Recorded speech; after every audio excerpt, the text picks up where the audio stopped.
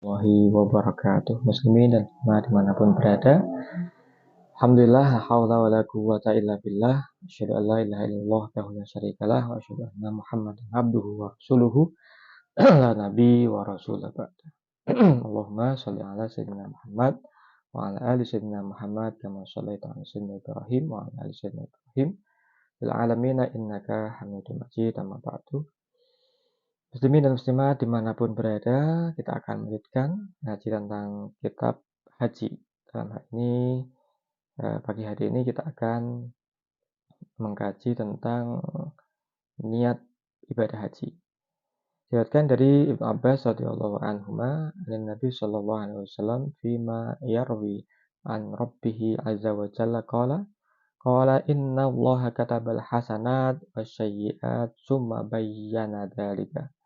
Faman hamma bihasanatin falam ya'malha katabahu Allahu 'indahu hasanatan kamilatan. Fa inna huwa hamma biha fa 'amilaha katabahu Allahu 'indahu asra hasanatin ila sab'i mi'atin di'fin ila ad'afin katsiratin. Wa man hamma bi syai'atin falam ya'malha katabahu Allahu 'indahu hasanatan kamilatan. Wa in huwa hamma biha fa'amilaha kataballahu lahu sayyi'atan wahidatan. Ini adalah sebuah hadis yang sangat populer terkait dengan niat baik. Termasuk ibadah haji, saudaraku muslimin dan muslimat dimanapun berada, sangat baik bagi kita apabila kita meniatkan ibadah haji sebagaimana maksud yang kita tangkap dari hadis ini.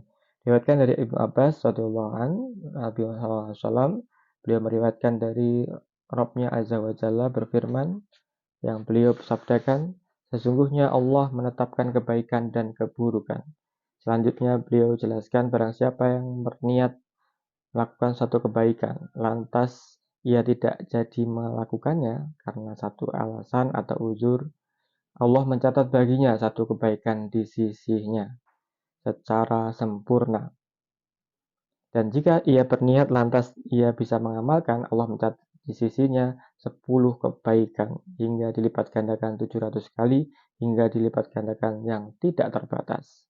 Sebaliknya, barang siapa yang berniat melakukan keburukan, kemudian ia tidak jadi lakukan, maka mencatat baginya satu kebaikan. Jika berniat keburukan tidak jadi melaksanakannya, maka dicatat satu kebaikan. Apabila dia melakukan keburukan tersebut, maka dicatat satu keburukan saja. Apa yang bisa kita petik dari hadis ini? Yang pertama, Rasulullah SAW mengajak kaum muslimin sekalian untuk berniat melakukan kebaikan. Hamma bil hasanat.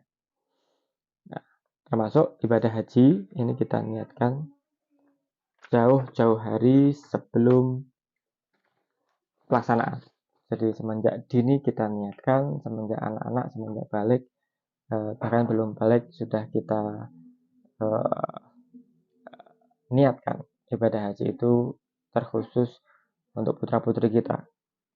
Yang kedua, jika Anda berniat melakukan kebaikan, namun tidak jadi, kita berniat ibadah haji, tapi karena belum mampu, kemudian karena keterbatasan kuota dan usia dan sebagainya, maka ini tercatat satu kebaikan kamilatan, hasanatin kamilatin, satu kebaikan yang sempurna. Nah, apabila kita berhasil menunaikan ibadah haji, maka akan apa? Falahu asron hasanat. Maka baginya adalah 10 kebaikan wa sab'u mi'atin wa ta'afin katsiratin.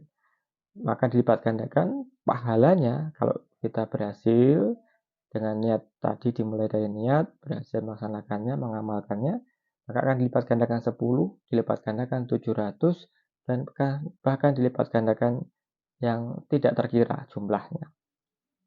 Inilah maha kemurahan, betapa Allah maha murah kepada kita, hamba umat Nabi Muhammad SAW. Nah, bagaimana jika kita melaksanakan berniat keburukan? Kalau kita tidak jadi melaksanakannya, maka justru kita mendapatkan satu kebaikan. Kalau jadi melaksanakannya, dicatat satu keburukan. Inilah saudaraku muslimin dan muslimat, maka kita hendaknya memasang niat haji jauh-jauh hari sejak dini untuk menghadap Allah ke Baitullah, untuk berziarah ke Ka'bah Al-Musyarrafah, Makkah Al-Mukarramah, Madinah Al-Munawwarah. Andaikan sampai tutup usia nanti kita belum mampu, belum cukup ONH kita, sakit, tidak aman, dan seterusnya, lain-lain alasan yang dibenarkan, maka pahala ibadah haji dari Allah Subhanahu wa taala akan sampai kepada kita, akan Allah berikan secara kamilatan, secara sempurna. Sebaiknya sebelum bergerak membeli kebutuhan yang lain seperti mobil atau yang lainnya, kebutuhan sekunder, tersier ini, keinginan untuk mencantik rumah dan segala arsitekturnya, kita kuatkan niat kita untuk mendaftar ibadah haji terlebih dahulu. Inilah saya kira pilihan terbaik. Terima kasih, semoga Allah memberikan niat yang kuat untuk menjalankan ibadah haji di tanah suci. Terima kasih, amin, amin ya rabbal alamin. Assalamualaikum warahmatullahi wabarakatuh.